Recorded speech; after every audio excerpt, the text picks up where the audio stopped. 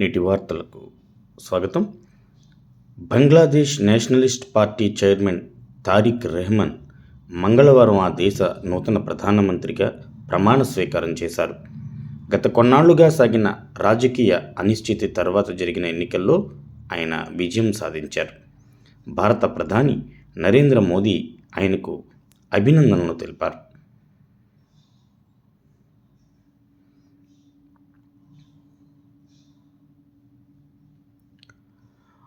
భారత ప్రధాని నరేంద్ర మోదీ వచ్చే వారం ఇజ్రాయిల్లో పర్యటించనున్నారు.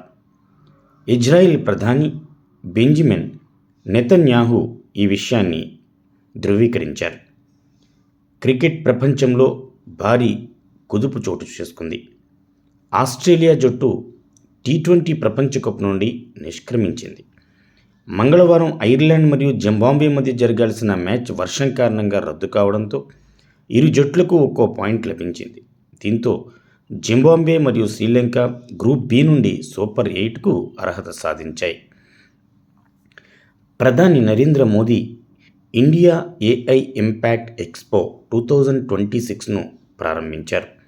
ఈ సందర్భంగా ఆయన మాట్లాడుతూ ఆర్టిఫిషియల్ ఇంటెలిజెన్స్ అనేది ఇన్నోవేషన్కు ముప్పు కాదని, ఇది సర్వజన సంక్షేమానికి ఒక పరిష్కారమని పేర్కొన్నారు. అమెరికా లైంగిక నేరస్తుడు జెఫ్రీ ఎప్స్టైన్ కేసుకు సంబంధించి రహస్య పత్రాలను అమెరికా న్యాయశాఖ విడుదల చేసింది. ఈ ఎప్స్టైన్ ఫైల్స్లో మొదటిసారిగా ఒక భారతీయ యువతి పేరు బాధితురాలిగా వెల్లడైంది. న్యూఢిల్లీలోని భారత మండపంలో జరుగుతున్న ఇండియా ఏఐ ఇంపాక్ట్ సమ్మిట్ 2026లో ప్రధాని నరేంద్ర మోదీ ప్రసంగించారు. ప్రపంచంలోని టాప్ 3 ఏఐ సూపర్ పవర్లలో ఒకటిగా భారత్ నిలవాలని ఆయన ఆకాంక్షించారు. ఈ సందర్భంగా ఆరోగ్య రంగం కోసం సాహి డేటా ప్లాట్ఫామ్ కోసం బోత్ అనే 2 కీలక వెంచర్లను ప్రారంభించారు. మంగళవారం ముంబైలో ప్రధాని నరేంద్ర మోదీ మరియు ఫ్రాన్స్ అధ్యక్షుడు ఇమాన్యుయల్ మక్రాన్ మధ్య ద్వైపాక్షిక చర్చలు జరిగాయి. రక్షణ, అంతరిక్షం మరియు గ్రీన్ ఎనర్జీ రంగాలలో ఇరు దేశాల మధ్య కీలక ఒప్పందాలు కుదిరాయి. రాష్ట్రపతి ద్రౌపది ముర్ము మంగళవారం సాయంత్రం విశాఖపట్నం చేరుకున్నారు. రేపు జరగనున్న ప్రతిష్టాత్మక అంతర్జాతీయ నౌకాదళ ప్రదర్శన IFR 2026లో ఆమె పాల్గొంటారు. సుమారు 50కి పైగా దేశాలు ఈ ప్రదర్శనలో పాల్గొంటున్నాయి.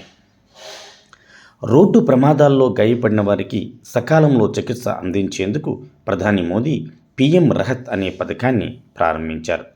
దీని కింద ప్రమాద బాధితులకు ఆసుపత్రుల్లో నగదు రహిత అత్యవసర వైద్య సేవలు అందుతాయి.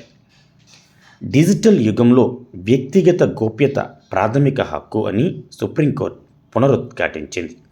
ప్రభుత్వ సంస్థలు, పౌరులు డేటాను సేకరించేటప్పుడు ఖచ్చితమైన నిబంధనలు పాటించాలని, అనవసరంగా డేటాను నిల్వ ఉంచకూడదని మంగళవారం ధర్మాసనం స్పష్టం చేసింది.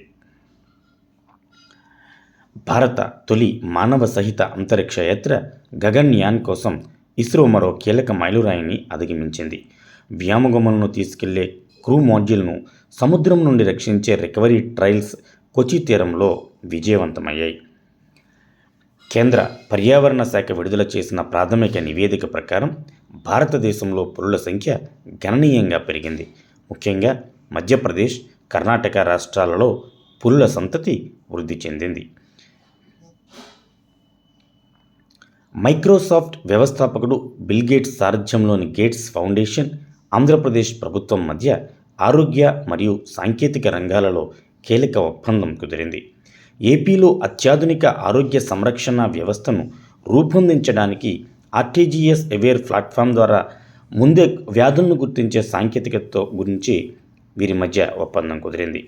సుమారు 24 ఏళ్ల క్రితం సంచలనం సృష్టించిన తెలుగు నటి ప్రత్యూష మృతి కేసులో సుప్రీంకోర్టు నేడు కీలక తీర్పు వెలువరించింది.